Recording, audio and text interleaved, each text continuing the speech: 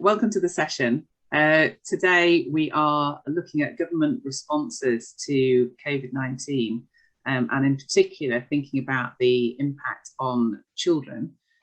We are looking specifically at Japan and at England. And on the panel today, we've got Jiro Morita, who I'm sure will introduce himself shortly. And I'm Caroline Hart.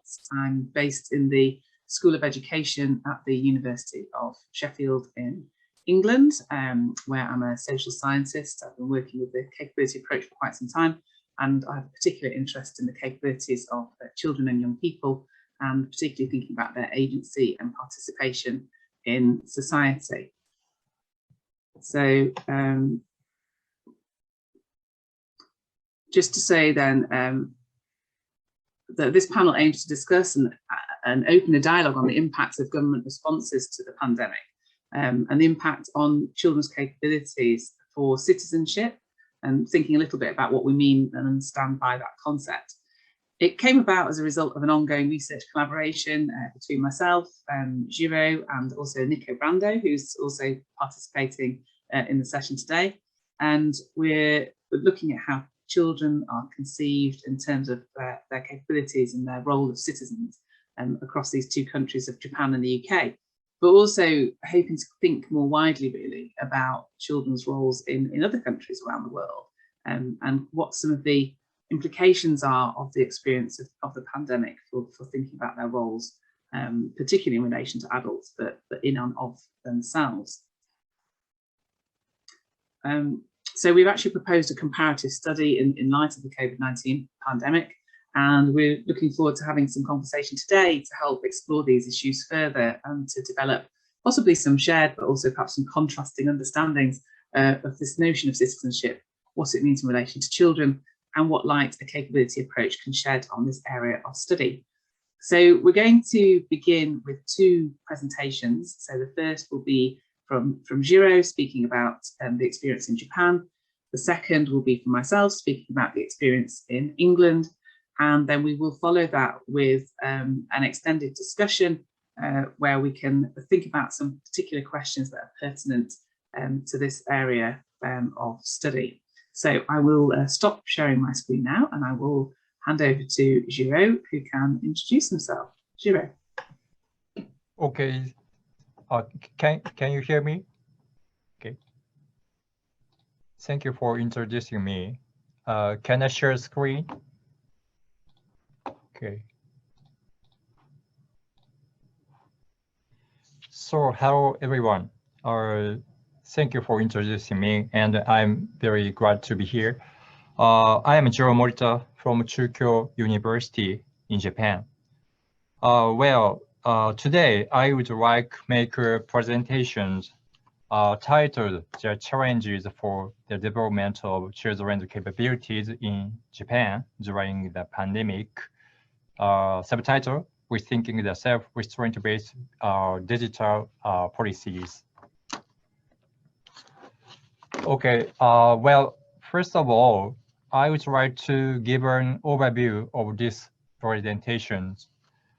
As Caroline explained just earlier, the whole topic of this session is to examine how national government responses in the context of this pandemic are affecting children's capability formation.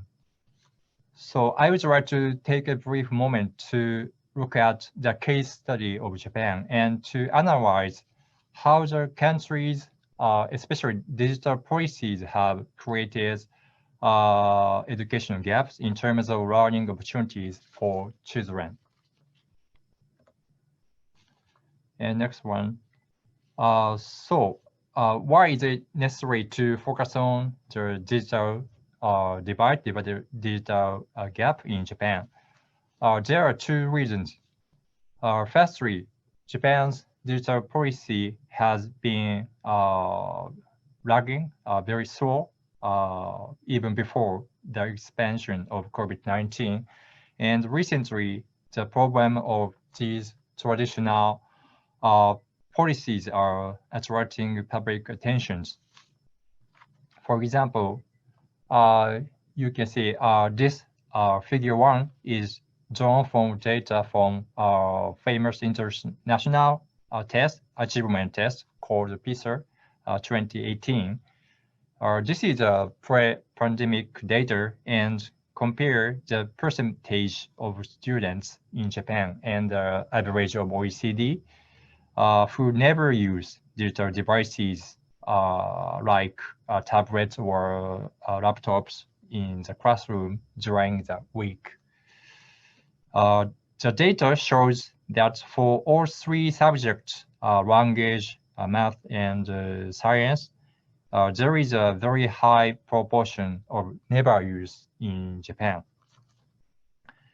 Therefore, it is extremely important to consider what kind of social divide is emerging in Japan under the current pandemic. This is my interest.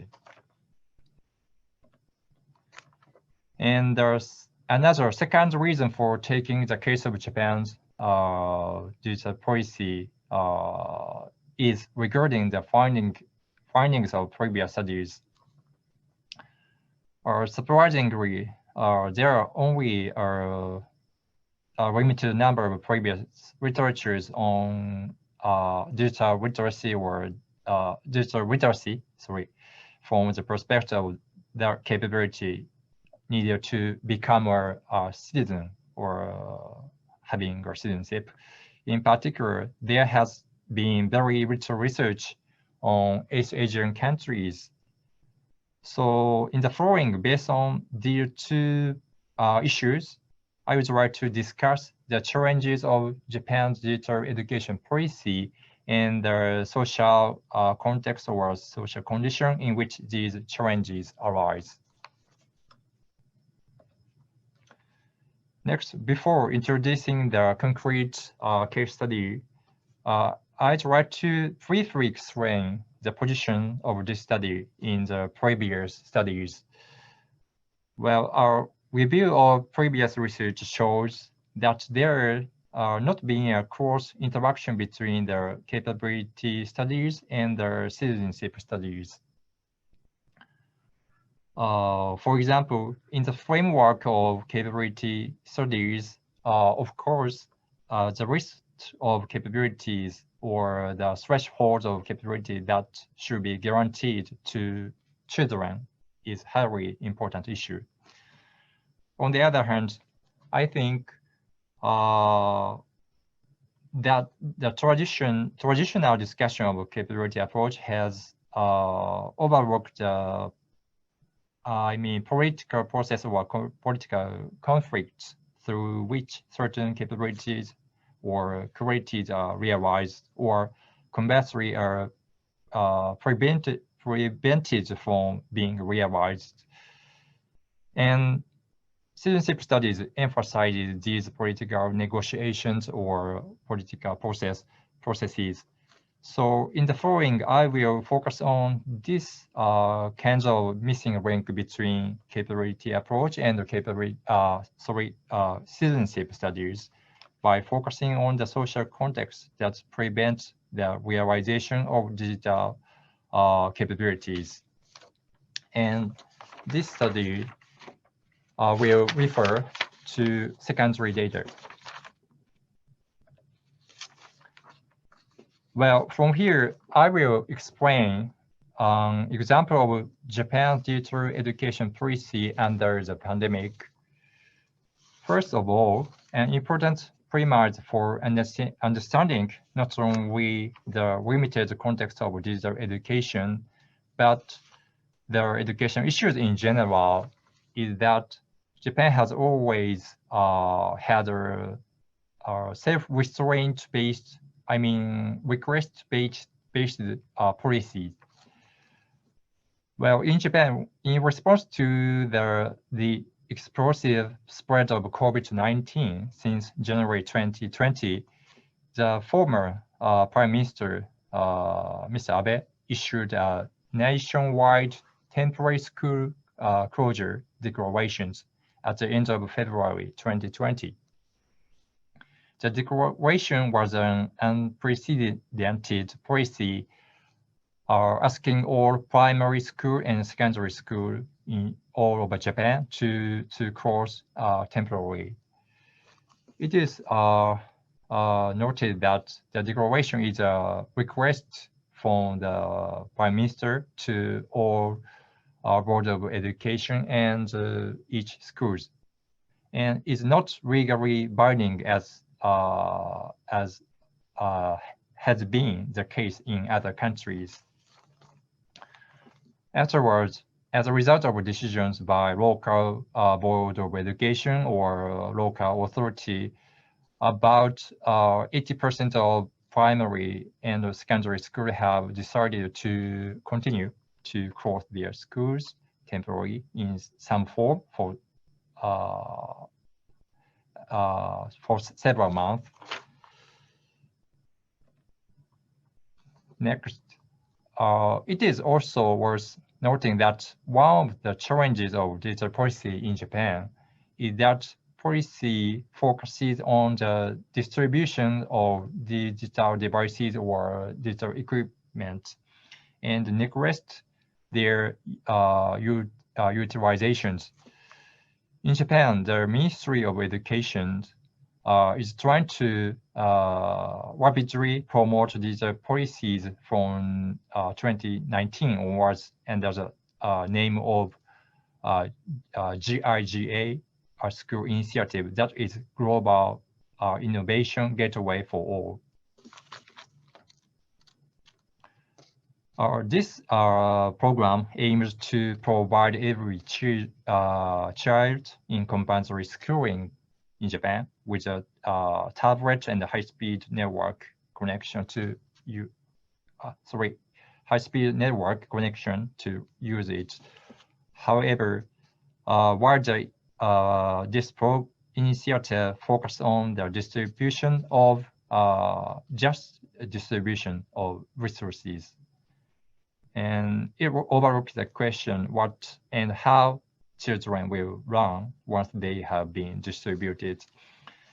And in fact, even after the government declared this program to be ahead of schedule due to the pandemic, about some 16% of primary schools have not yet been able to fully start this program.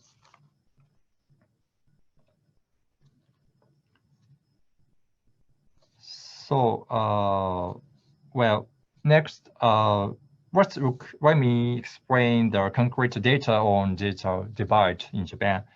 Please see figure 1 on your left. From this figure, we can see that the provisions of interactive tools such as tablets or PCs differs greatly depending on household income during the pandemic. This figure shows that about 3% of children with an annual household income of less than 4 million yen, I mean about 36,000 US dollars or about 27 pounds in the UK, provided with a digital device, compared with about 13 of children with a debt of more than 8 million yen, about 72,000 US dollars. This is 4 times difference. And please see also figure 3 on the right. This graph also shows that the rate of provision of digital equipment by school type is about almost 5 times higher for those from independent school, I mean private school, than those from state government schools. So, well, what are the social factors that cause such a delay and divide in Japan? Yes, there are several possible reasons, but the one I would like to focus on this presentation is the issue of kind of school culture. To put it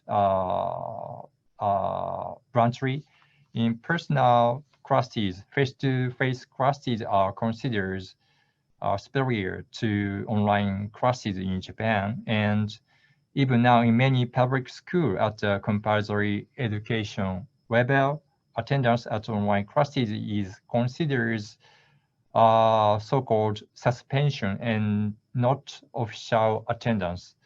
It is in the social context that disability is considered easily acceptable. So discussion, in summary, the findings suggest that there are clear disparities between children in Japan in terms of access to online education tools in the pandemic, and these disparities are accelerated by the delay in digital policy prior to the pandemic, and the kinds of inflexibility of the policy. This situation can be explained by the sociological concept by the Ulrich Beck of the individualization of risk, where public issues that should be the responsibility of the national government are reduced to the private concerns of each children or parents. So, well, so now how can we overcome these situations? First of all, to return to the very basic perspective of capability approach, resources should not be evaluated simply on the basis of their quantity, but on how they are actually used. In other words, how they contribute to children's freedom or well-being. And what is important, I think, is to listen carefully to children's various needs and to reconsider what only public education can do in this pandemic. As a hint, I would like to argue that it is essential that role of public education is not only examined from the kinds of binary alternative perspective of whether it should be online or in person, but also from the, multi-layered perspective of for whom and for what it should be. So, for example, please look at figure 4. This figure shows how children's lifestyles or activities change during the period from January 2020 to May 2020. This period means, as I stated earlier, this is the first time that all schools over Japan were requested to close temporarily.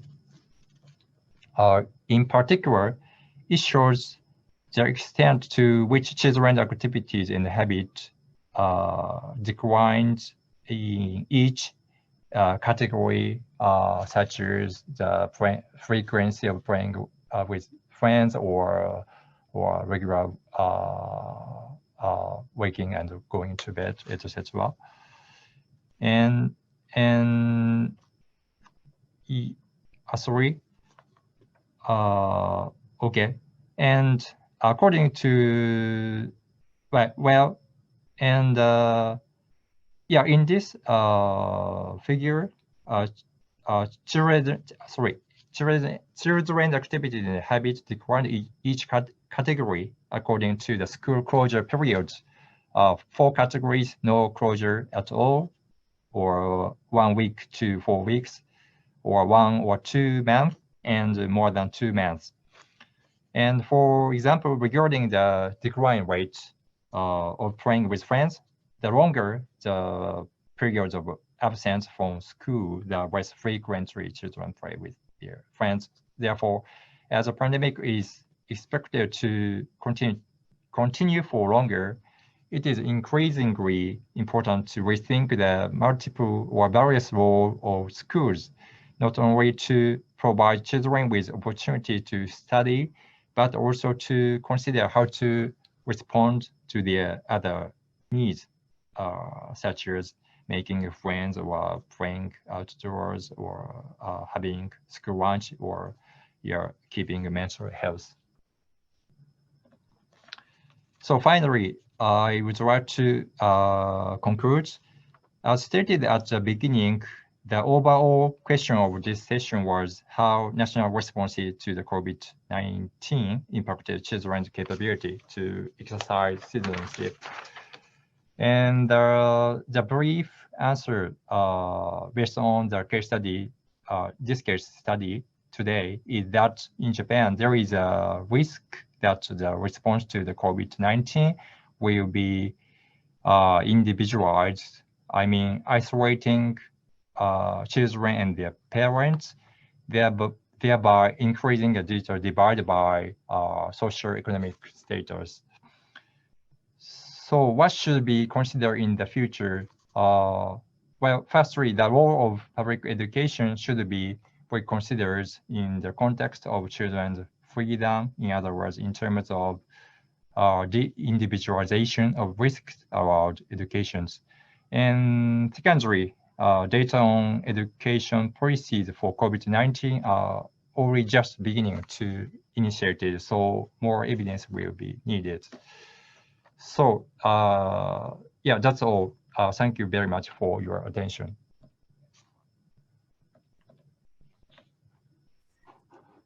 Thanks, thanks, Jiro. So I think we could just see whether there's any questions just right now, but just while I'm sharing my own presentation. So just if anybody has got any questions, just please feel free to use the chat or unmute and speak.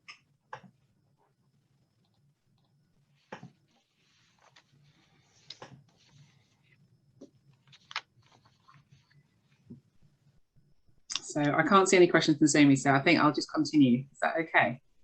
Yeah, I don't see it as well.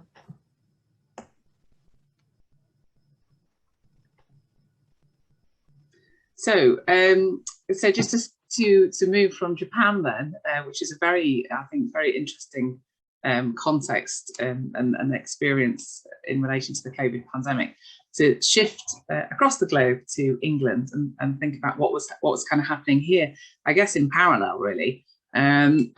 Certainly there were some similarities in terms of children's access to digital technologies and devices to enable them to continue with learning when they did not have access to physical schooling, face-to-face schooling. And very much we've seen here a social gradient in access and use of digital technologies.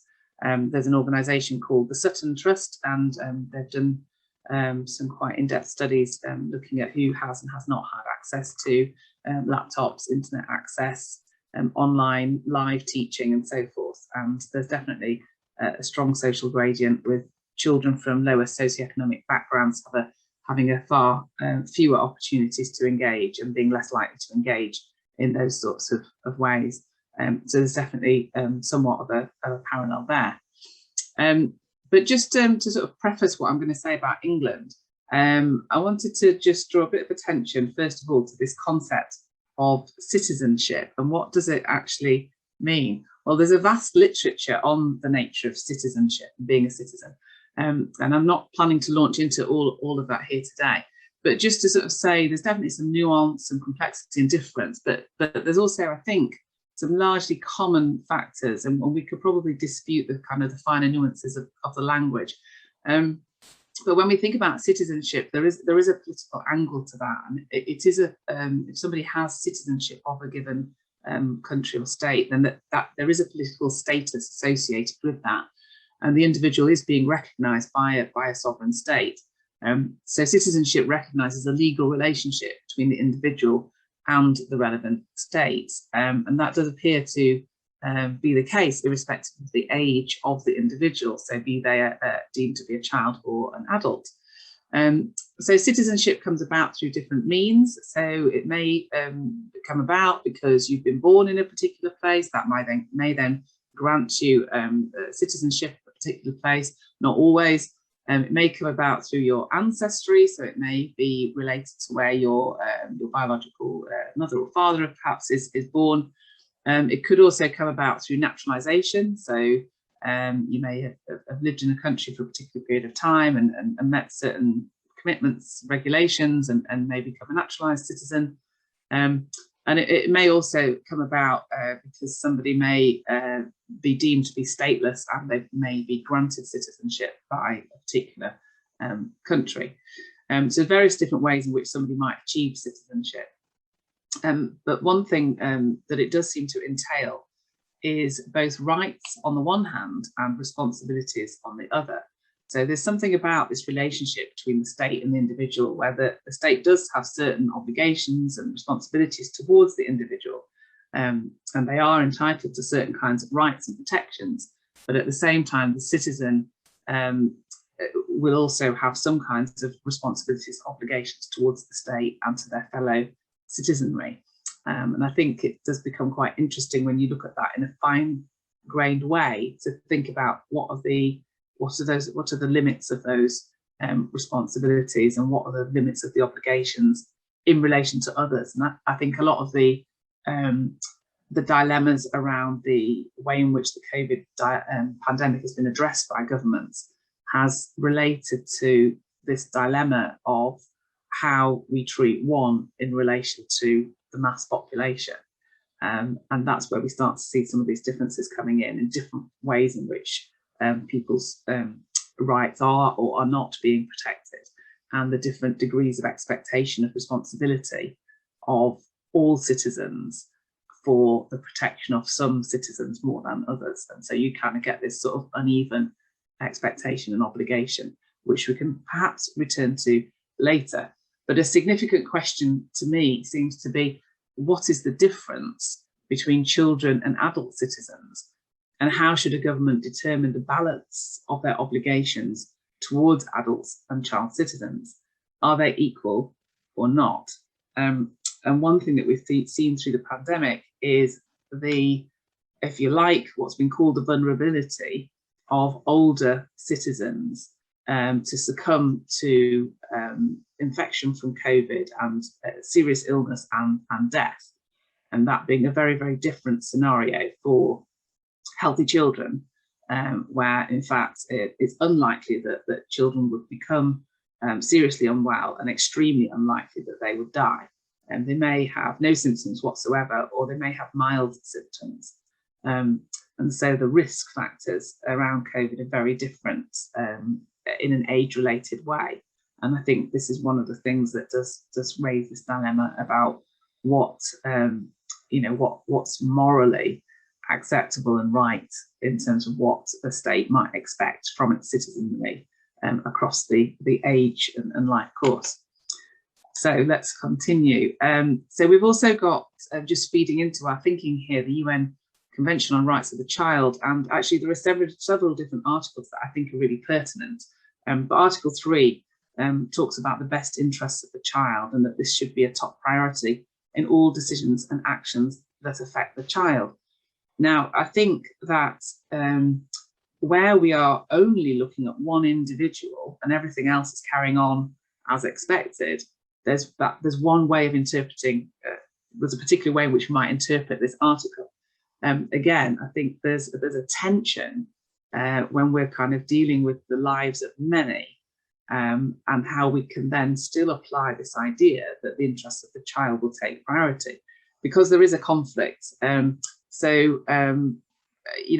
example, Article 15 talks about the rights of children to association and assembly, essentially freedom of movement and to be with who they would like to be with, except where there are certain exceptions. And one of those exceptions is related to public health and the wider public, and if there are risks to the wider public. And so we get this tension where actually if we start privileging the health of the general public and therefore a large, potentially vulnerable adult population in a pandemic such as the COVID-19 pandemic, then we can see that there is a tension there with Article 3, where we might want to put the interests of the child first. So I think when we start to revisit the UNCRC in light of a pandemic, I think it does kind of bring to the fore some of the already existing tensions between the fulfillment of different articles. Another one of the articles that I think is quite pertinent is Article 12, which talks about the right of the child to have a voice and to be heard in all matters that relate to them. And again, certainly in England, that wasn't really the case. And I think in a lot of the government discourse and the decisions that were being made by government, the regulations and rules that were put in place, children's voices were quite clearly not being heard, and they weren't being invited to be heard. So even where we had government briefings where members of the public were able to phone in and ask questions, we didn't see children's voices represented in that forum, or indeed in any of these sort of larger kind of public fora where government was trying to have a dialogue about what they ought to do in the circumstances. So I just thought I'd start off with just a brief kind of headline, I suppose, on the impact of children's experience of the pandemic in England.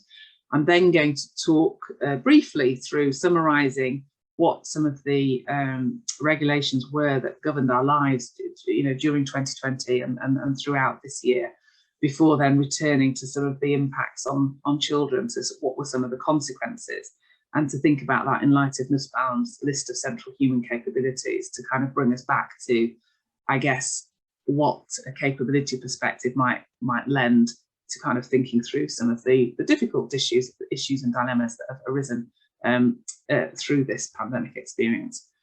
So the Children's Society in England then have said that the coronavirus pandemic has disrupted the life of every child in the country. It's not only an unprecedented public health emergency, but also a challenge our society and our economy has not seen in peacetime. And I think it's worth just underlining this is a very kind of serious and situation that I don't know, to some extent, maybe some people could be forgiven for not being fully prepared for, because it was hard to imagine the scale and impact of the rate and spread of the infection and the illness and deaths that followed from the outbreak of COVID. So in England, just sort of take us back to March last year, so March 2020, and our Prime Minister Boris Johnson announced that we were going to go into what became known as a lockdown, a term that probably most of us were not familiar with until that time, because it was just probably outside of our sphere of thinking, really, that in a democratic society we might be told that we needed to stay at home and to not go out. But from the 23rd of March 2020, that's exactly what happened. We were asked to what we were told to stay at home, not to go out, not to go to work, not to go to school, and only to just go out for one period of exercise during the day, and to try where possible to keep that local and so forth. And that continued for some time. It was May before we kind of shifted to a kind of a work from home if you can, and essential workers could then go back to work. And it wasn't until June that the government tried to instigate a phased reopening of schools. In fact, the reality was that most schools didn't really return to anything like any kind of full opening for the whole of the rest of that academic year. And so it was actually September before a lot of children were able to return to school, having been sent home in March. That was an incredibly long period to be away from school. It affected different children differently. Some children, as Jiro is saying, had ready access to technology and digital devices that enabled schools to continue with live stream teaching. That was much more often the case in more privileged schools, in independent private schools. But actually there were many schools where that was not the case, and children did not get access to that level of the continuation of their education. So there was a huge break in opportunities for learning for a lot of children.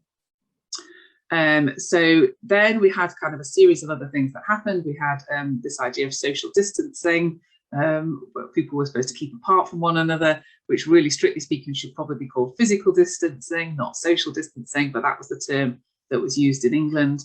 And as lockdown rules eased, we were still encouraged to maintain that 2-metre distancing, to use masks and lots of different kinds of restrictions on what the activities were that we could do. There was an easing over the summer, but as COVID cases continued to rise and we still didn't have a vaccine at that point, by the middle of September, the government introduced the rule of 6. And this rule of 6 meant that indoor and outdoor social gatherings above 6 were banned in England. Now, this did impact differently on children in a way, because whereas a lot of adults were actually still engaged in activities such as going to the supermarket to do shopping, going into workplaces to continue with work, actually children were not doing those things, so they were much more restricted. By mid-October, we had a new system of a sort of a 3-tier system of restrictions, which went from kind of a very severe to a kind of a moderately severe kind of range of restrictions on activities. And by early November, we were back into lockdown again, and we had a second lockdown.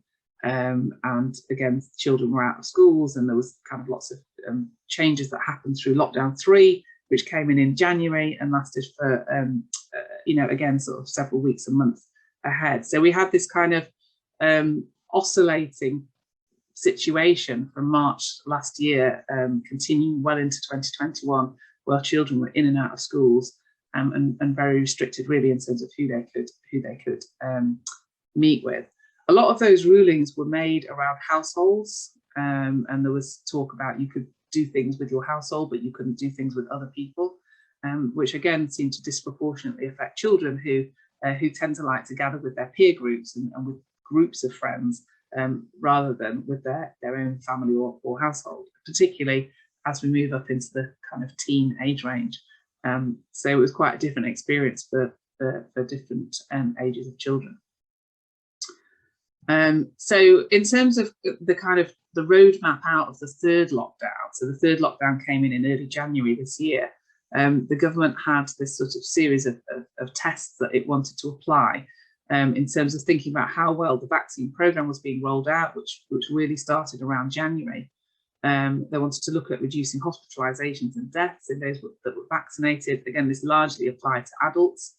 They wanted to look at the pressure on the NHS, and they also wanted to look at what they call variants of concern, so different variants of the COVID virus. There was nothing in there about children or the effect on their physical or mental health. That didn't seem to be a driving factor in terms of what government were deciding to do. But what they did say was in step 1 that they wanted to get children safely back to face-to-face education in schools. They introduced twice weekly testing for pupils, which was voluntary but strongly encouraged. And we still had a limit on social contact, where we were looking at only being in contact with one person outside of their household, which actually made it impossible for children particularly to kind of have the freedom to associate and assemble with peers of their own age, with quite significant impacts on their social and mental development. So there were sort of further changes came in towards the end of March, and we were kind of back to the rule of 6, again, fairly limited for children, especially very young children who are dependent on adults to take them to places and to enable them to meet with other people. They were all counted in this rule of 6. So it still meant that there was quite a significant limitation on who and how many people they could associate with and maintain relationships with. So again, as other things started to open up and we've got leisure facilities such as gyms and other facilities opening, they were still only for use by people either on their own or in household groups, which essentially meant if you were a young child, you could really only do something with your own family. You couldn't actually do something with friends. And so on. So we had step 3, and things are sort of gradually starting to kind of become a little bit more relaxed. But you can see as well here saying that, the government's saying we're going to update the advice on social distancing between friends and family, including hugging, which again for young children is, quite a sort of difficult thing to ask them to handle really. and over such a prolonged period, has an impact on mental health. And so the government hoped that by the 21st of June this year that all legal limits on social contact would be removed. And in fact, actually over the summer, we have seen a huge relaxation in the various rules. We did maintain up until mid-August the requirement that if you were identified as a contact of somebody who tested positive for COVID, that you still did have to self-isolate at home for 10 days. So that did sort of stay in place for a bit longer. And that again has been easing over the last couple of months. So what are the issues that we're kind of left with then? Well, the first point I've just covered there. There's been a lot of debate around the introduction of vaccine or health passports. It's been a very hotly debated topic as to whether we should require people to carry some sort of evidence to show that they've had a vaccine, and all of the, the kind of the moral dilemma, I guess, that goes with that, and whether we can make vaccines compulsory. There's a very hot debate at the moment around health workers and workers who are in care homes being required to have a vaccine unless they can get an exemption. So that's been kind of a debate that's been kind of rumbling on. There were exceptions made for minors, say for under 18s, that they wouldn't be required to meet the same sort of regulations as adults, but it's been quite a topic of debate. Similarly, around the evidence of vaccination or a negative lateral flow test, that has been differently applied to adults and children. So here we're sort of seeing some sort of differences in those sort of expectations and responsibilities of the citizenry. More recently, the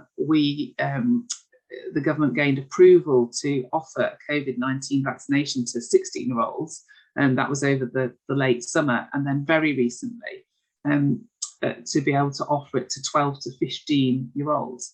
And what's been interesting is that the government has said that, that the young people themselves would be able to have a say on consent. So even where if parents didn't necessarily want their children to have a vaccine, a child would be able to consent if they were deemed to be competent to have that vaccine. So we sort of started kind of very recently to see some sort of slight sort of shifts and differences in the way that children and children of different ages are being treated in relation to decision making particularly around the vaccine. So just to kind of move on then to sort of say, so we've had all these regulations, but what has been the impact of them? Well, a government report published in November 2020 found that some children, regardless of age or background, have lost some basic skills and learning because of the school closures and kind of really prolonged gaps in support with their learning, particularly around things like reading and writing and mathematical skills. And they found that children lost stamina when it came to reading and writing, so they weren't able to their actual handwriting was not as good, not as clear and legible, but also the length of time for which they could write was also significantly reduced. And that for younger children, many of them had gone back into nappies because where they'd previously been toilet trained and able to use a toilet, they'd actually lost that skill. So it was indicative of some of the physical and mental development and the way that that had regressed during this lockdown period. There was also evidence that there was been a loss of physical fitness due to restrictions on leaving the house. There are other studies that have found that that has been both gendered and that there's also a cultural bias. So, for example, girls from certain ethnic backgrounds will be even less likely to have exercised than kind of males from other ethnic backgrounds. And it was found that only 1/3 to 1/2 of primary age children had regular contact with friends between April and August 2020, which in a young person's life is a really long time. I think some of the social ramifications of the restrictions on children, and particularly on very young children, I think will take a long time to unfold. And I think we've seen other situations where children, where they've previously had a close relationship, for example, with grandparents, and where they've then been prevented from having any kind of physical contact with them over a prolonged period of time.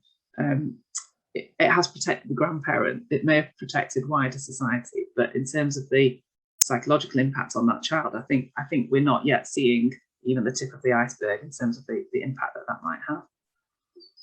So the Trussell Trust has also reported on, this is in the initial stage of the pandemic last year, an immediate and sustained surge in need for food banks, with 1.2 million food parcels being given out between April and September last year, 2,600 food parcels to children every day of the first 6 months of the pandemic.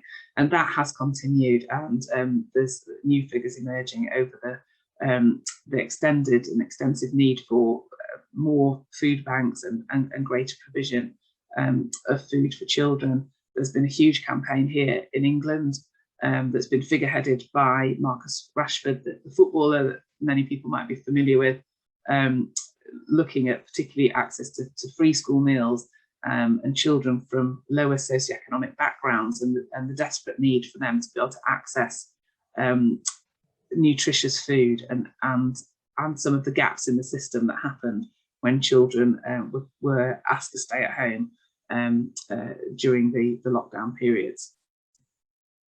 So during lockdown 1, I mean, schools, throughout the pandemic here, when they were closed, they actually did remain open to key workers and vulnerable children. So key workers were frontline health staff, but also people who were working in supermarkets and essential services.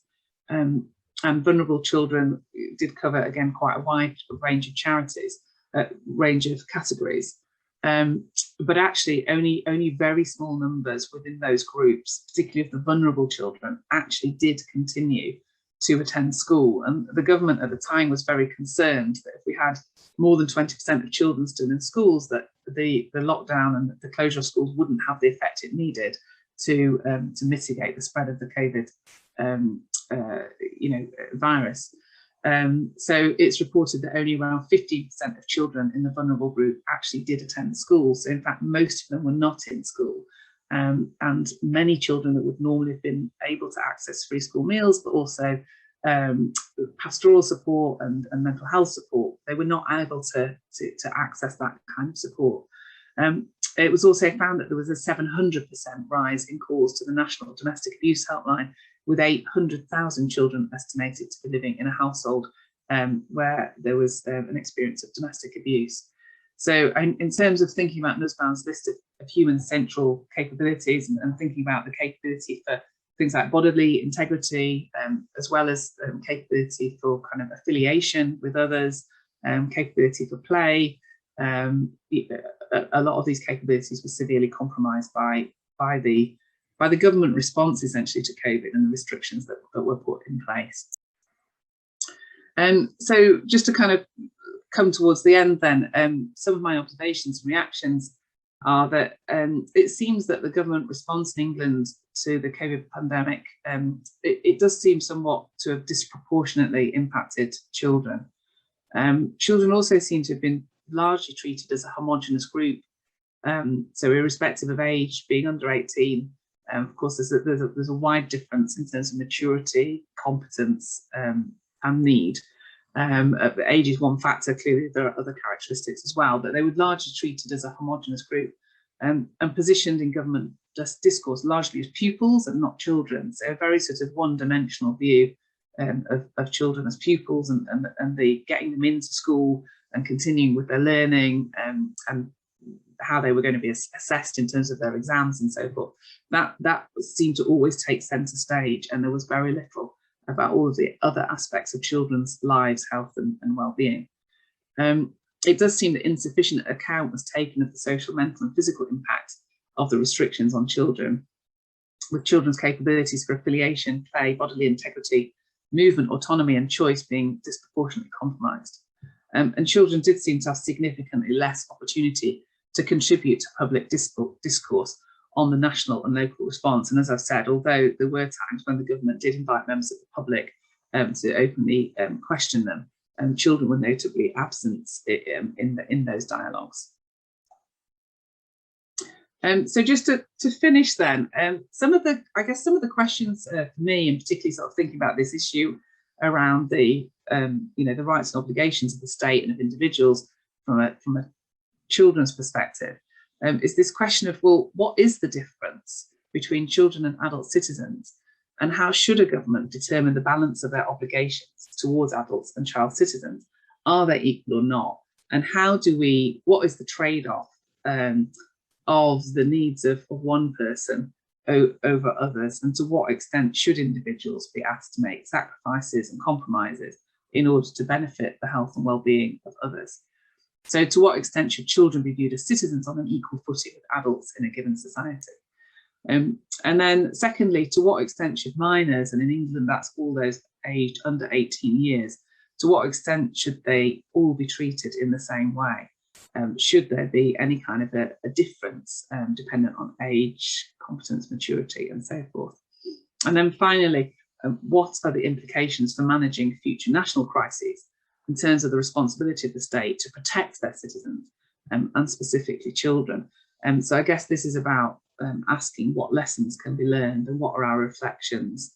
We're down the line, we're not completely out of the woods, and COVID's not gone, it's going to be certainly here with us for the foreseeable future. But also as we kind of face changes to our climate and the potential, we're told, of further pandemics and further natural disasters and things that may affect us in significant ways. What are the implications for governments in terms of how they think about their citizenry, and in particular how they think about children? So I will stop there. And again, just invite if anybody has any sort of questions at this point, any clarification. And then I think we can open just for a more general conversation, really.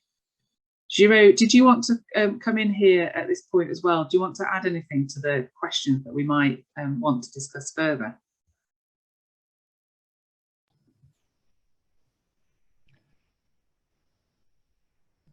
No. Yeah, it's okay. No. Now I don't have any addition to my presentation. Okay, thanks. So I think then, Nozomi, are you happy just for us to just now go have a more general conversation, perhaps about some of these questions, but there might be other questions that people want to raise? Yeah, of course. Thanks, Caroline, and thanks, Jiro, for the insightful presentations. So we open up the floor for question. If anybody has anything to say, question, comments. I think there's a icon for raising hands. Not sure if you can speak, but Chris and Kamraj can help you, perhaps. So I can see that Eugene has put a comment in the chat, Nozomi. Eugene's also raising the hands. Chris and Kamraj, how does this work? Can they speak, or can we only communicate through chat?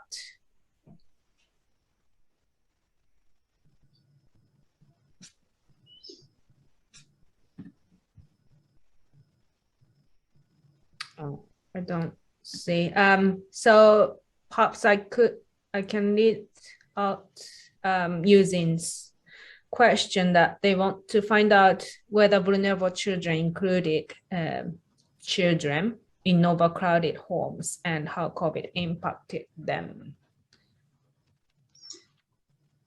Yeah, so I don't know, I'm not quite sure whether that question if it's being addressed to me or to Jiro, or if it's just a kind of a more general question.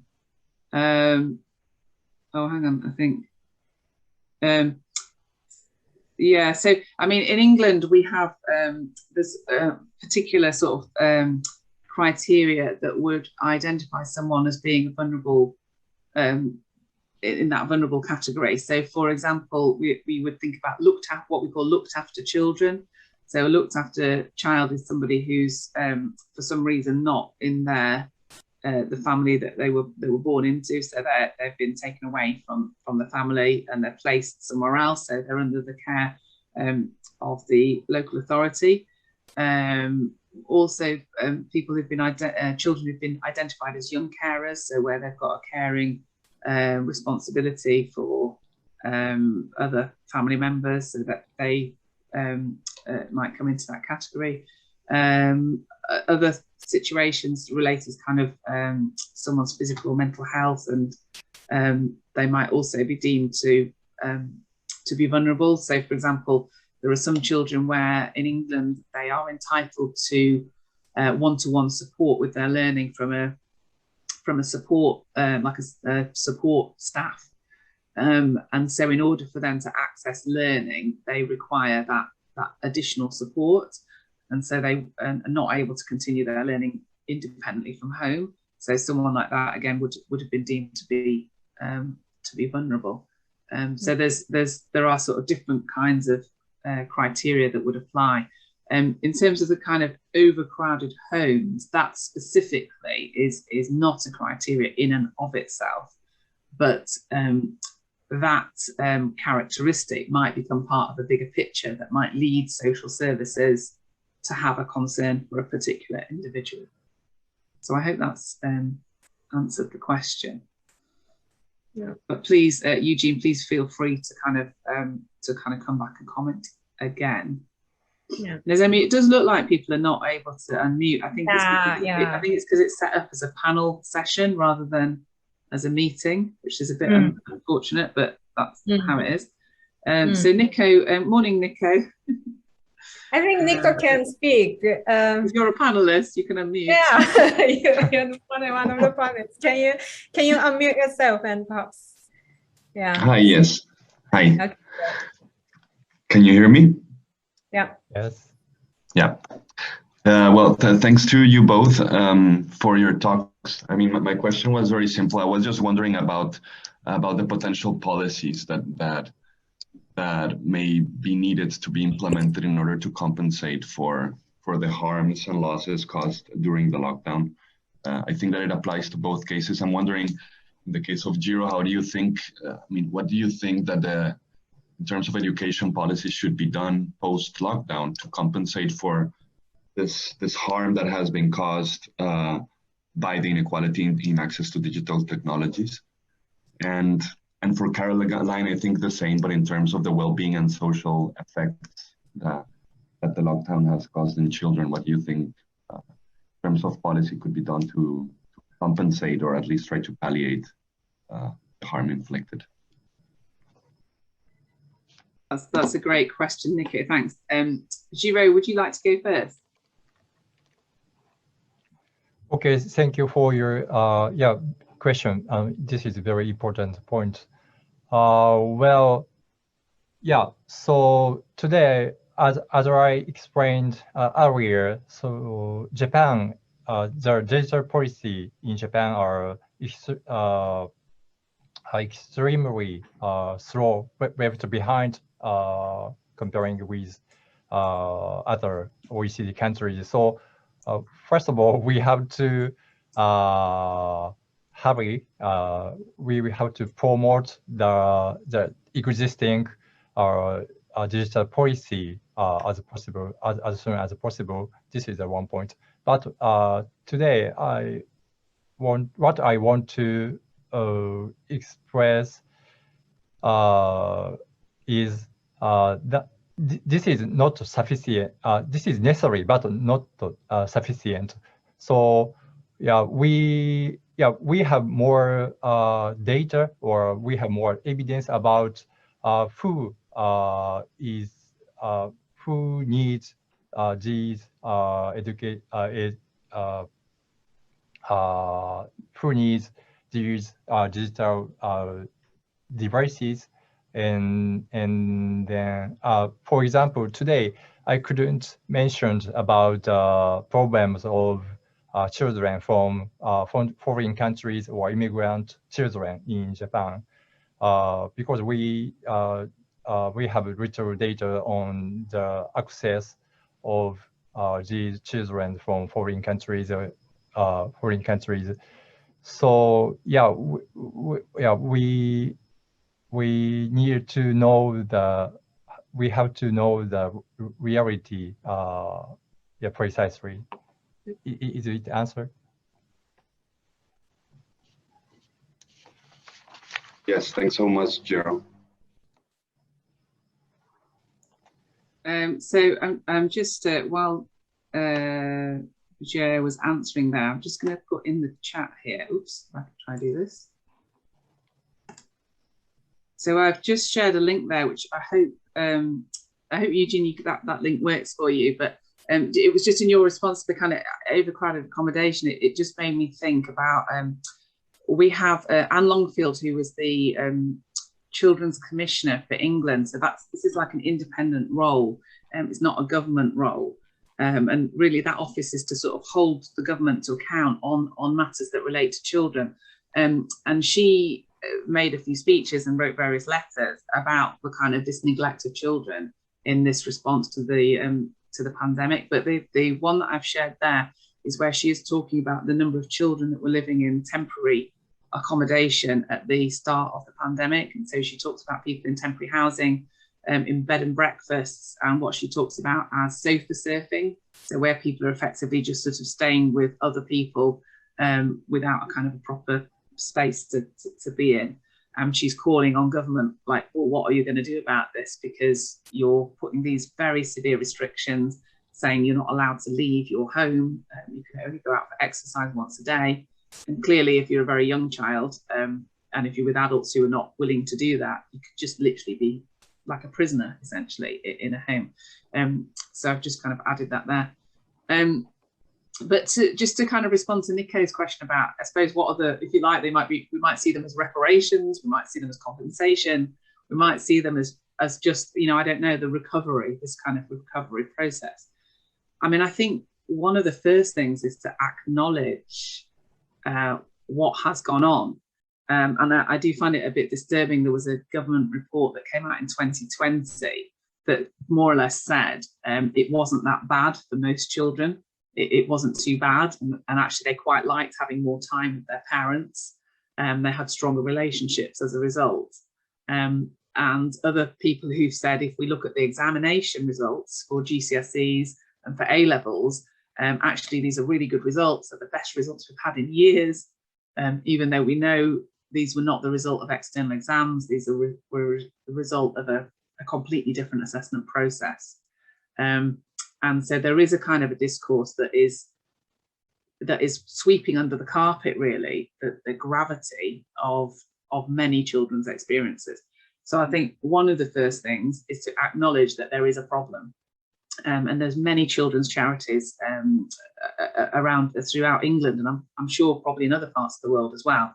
But in England, we've got the Children's Society, we've got Nardo's, the Trussell Trust, who we mentioned, the Sutton Trust, and a kind of a whole host of other children's charities who have been trying to draw attention to some of the very significant problems that some children have experienced through the pandemic. Not all, but significant numbers. So I think the first thing is acknowledging that there is a problem. And then I think the second thing is acknowledging that actually there is no quick fix. And I think one of the issues with what the government in England has done is they put a big focus on what they called a catch-up programme, and with a big focus on the lost learning because children hadn't been in schools.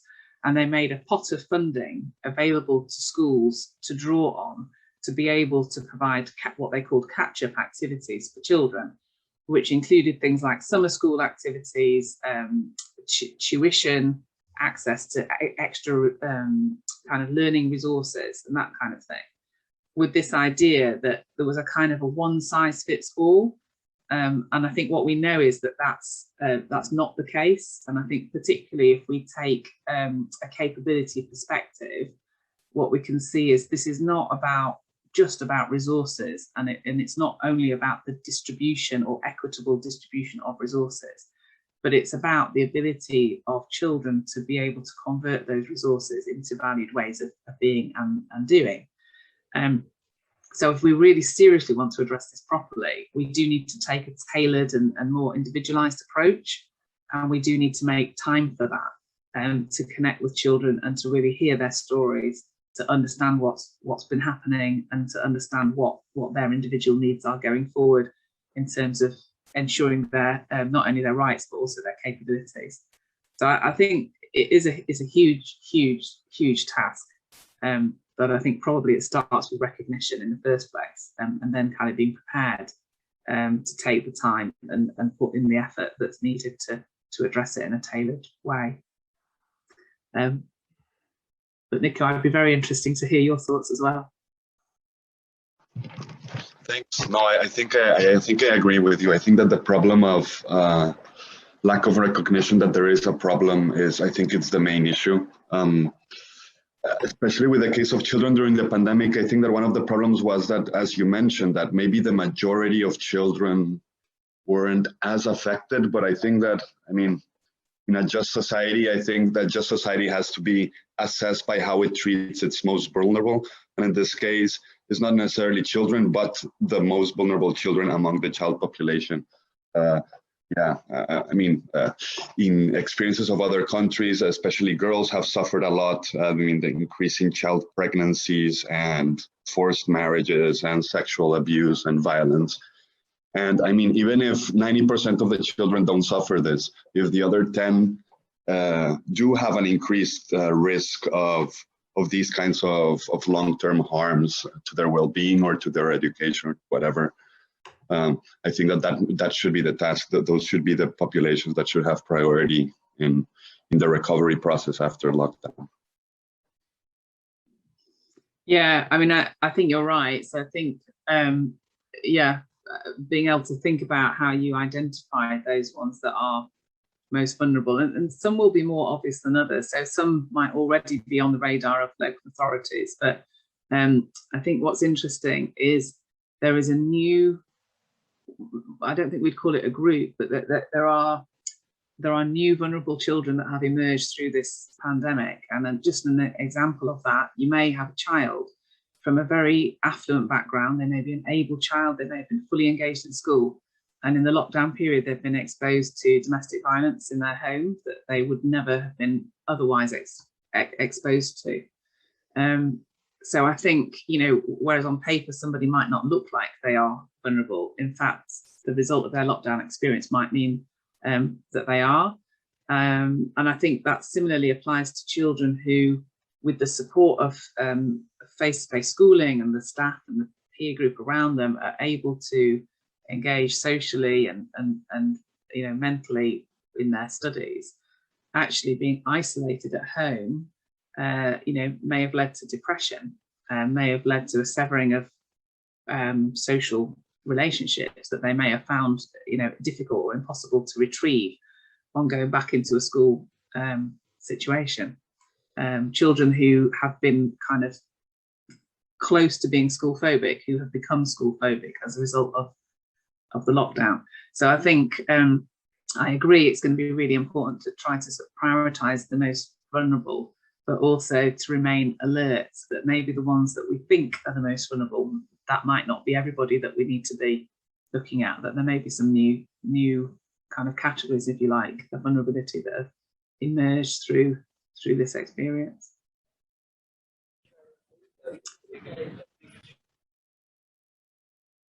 Sorry, I'm just going to check, Eugene, have you got that link now? I've realised that initially I just shared it with the panelists, so I'm hoping that you can see that link now.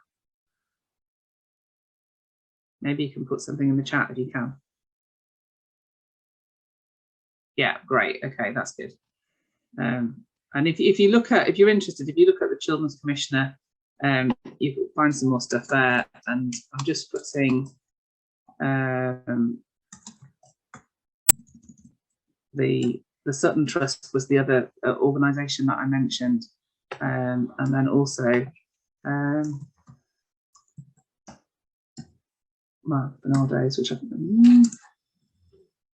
which you might have heard of, the charity Bernardo's. And then there's also, I'm just trying to think, in England, I mean, this is, if people are interested, I'm just putting these down for people to look at, but there's also the National Children's Bureau, which I'll try and spell correctly, who've all done various kind of pieces, you know, in relation to kind of trying to foreground more of those issues for children. I mean, I think another sort of interesting question really is, you know, Sen talks a lot about this, you know, kind of public democratic deliberation and kind of This is a good example with COVID, where there wasn't a ready-made, off-the-shelf package for how to deal with it. And government ministers, as well as the medics, public services everywhere, have been struggling to think about how to respond. I think another thing that would be really good to think about is how do we authentically and meaningfully engage children's voices in those processes. And that may be through some of these youth organisations and charities. That might be one kind of route. But I think it'd be definitely worth thinking about, what are the ways in which we do that. And actually, with all of the digital technology and social media, different ways of connecting that we have, I'm thinking surely it's possible if the will is there. But I think that would be something, it'd be interesting to hear about whether other countries kind of were more effective in doing that.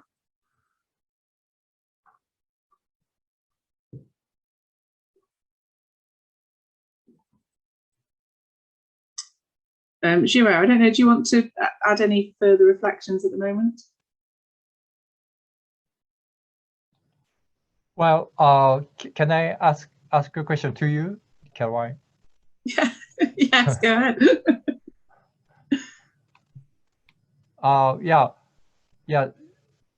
This is a very simple question. I understand that today's your presentation focused on the differences in citizenship between children and adults. But how do you think about the citizenship of foreign children, children from foreign countries or immigrant children? Because, for example, in Japan, even at compulsory education level, some ethnic schools, I mean, Korean residents in Japan, kind of all the comers, are not eligible to distribute the tablets introduced, which I mentioned today. So, are there any similar cases, or how do you think about the case of children from foreign countries in England? Yeah, I mean, again, Jiro, it's a good question. I mean, in England, we have a state system of education, which sits alongside a private sector. So people can choose to pay to send their child to a private school, but still, on the whole, people will attend a state school. So as far as my understanding goes, with migrant populations, there are different statuses that people might have. So we might have people who are what we would call asylum seeking. So that's someone who's arrived in the country and is seeking asylum, but has not yet been granted a refugee status. So their case is pending, and it could be pending for quite a prolonged period of time. But my understanding is that they would be granted access to education in the same way that a full British child citizen would be granted access to education. So my understanding, it's not my specialist area, but my understanding in England is that actually they would have full access. So there wouldn't be any differentiation for those children. Whereas I know I've heard about policies in China, for example, where I think that is actually slightly different. And actually it's even different for migrant children within China. So if children have moved from a rural area into an urban area to attend schooling because their parents are working there, my understanding is that actually their rights are slightly different from other children who are from that urban, who are born in that urban area. So that's kind of one thing. I think one of the things that's actually quite different in England, though, is that we have quite a number of children who are homeschooled. So this is where parents have applied and been granted permission to not send their child to a school, so not send them to a state school and not send them to a private school, but to give education provision to them at home. Now, actually, what that, in some cases, that might mean they are literally educated at home, but in many cases, what that usually means is that family is part of a group of families, or it's part of a wider network of children who are being homeschooled. And so the schooling is done in a kind of quite a different way, in a more collective way. and where different parents might take responsibility for leading on different types of subjects, but where they would also engage heavily in local social learning networks.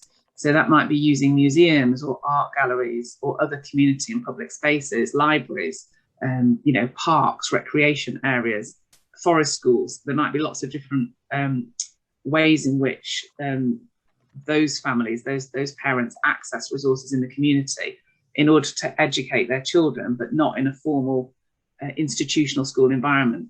And I think there's been very little research done on this so far, but my suspicion is that those children would have been disproportionately affected again as a result of the government closure of all of those public and community facilities. In the first lockdown in England, they even closed playgrounds. So if you went to a public park where there were play facilities, there might have been, you know, swings or slides or adventure playgrounds. They were all closed, and they remained closed for a really, really long time. Then eventually, in the second lockdown, they were allowed to stay open. But you have to ask the question as to whether that was a proportionate restriction in terms of the loss for those children of particularly for very young children, even developing their gross motor skills and being able to socialize with others, being able to go out and have fresh air and things. That there were lots of different compromises that were made. So I think for homeschool children, that would possibly have had a greater impact. I can see that Eugene has put, I'm also thinking games and apps can be used in soliciting information from children. I wish that you could unmute and speak, Eugene, because I think you've got lots of interesting things to say. And yeah, I think there's a piece of research that I've actually been involved in England, and it actually relates to young carers. So these are children who are undertaking unpaid caring responsibilities for either an adult or another sibling or child in their household, where they may help out with a range of caring responsibilities. So that they might relate to personal or physical care, medical care, kind of keeping them company, taking someone to appointments, even translating for health and welfare issues and that kind of thing. Helping with feeding, changing, toileting, being up in the night to look after people. And there are a lot of children that do actually fall into this category of being young carers, but it's actually a really hidden population. So there are lots of children that are taking on the role of a young carer, but who haven't formally been identified. And this is often because there's quite a stigma within families about saying that they have children that are taking on these responsibilities, and there's often quite a fear that if the authorities find out, then maybe children will be removed from their families.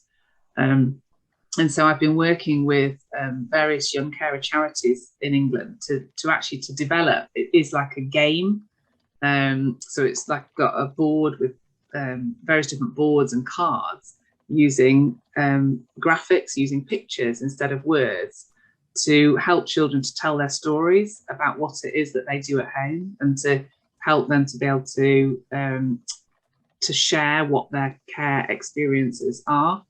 And actually that's been a really good way actually of encouraging children to be able to communicate in a way that feels comfortable, you know, for them. And that's even for very young children down to as young as 5 or 6 years old. So yes, I think when we're trying to think about how we create spaces for discussion and democratic deliberation that include children and potentially very young children, then yes, I think we need to think in different ways. That actually the way that children communicate best may not be the same way that adults communicate best. And so I think you're right. We need to think about how we level the playing field and how we make inclusive spaces where children as well as adults have an equal opportunity to take part. So yes, thank you for that. I think it's really important.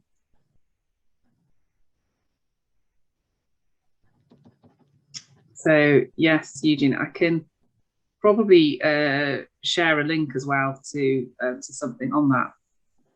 Jiro, do you want to add anything there?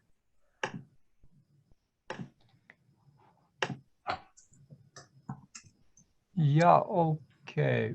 Well, yeah, you mentioned earlier, well, yeah, I'm in Japan, there are still a small number of about homeschooling in Japan, there are still a small number of people, but the pandemic has led to an increase in the number of people interested in homeschooling. So yeah, your comment is very interesting for me. Thank you.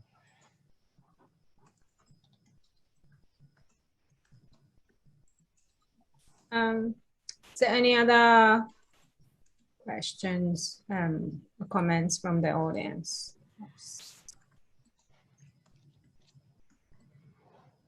So I've just shared in there. There's a link to. It's really just a sort of a summary. It was like done as a policy document actually from that initial research about young carers that I was talking about, trying to think about different dimensions of care.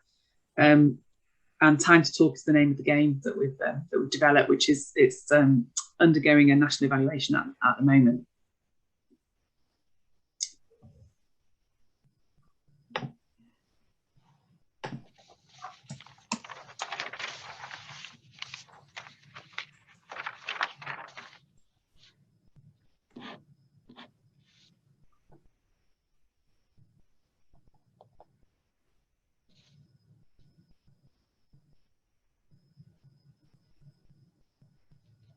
Yeah, there's no any other questions. If we can close the room, are you? That's scheduled. Yeah, so just to say, Nozomi, thank you very much for being here to moderate the session today. That's been very kind of you to make time to do that. And then thanks also to our technical support as well for being around to make sure that technologically everything ran smoothly. Thank you just to all the participants that have taken place. Thanks for the questions, especially from Eugene and from Nico. The session has been recorded, so I know there's one or two people who weren't able to be here today. They'll be able to pick up on that later. And I do hope that as time goes on, we get more opportunities to continue this dialogue.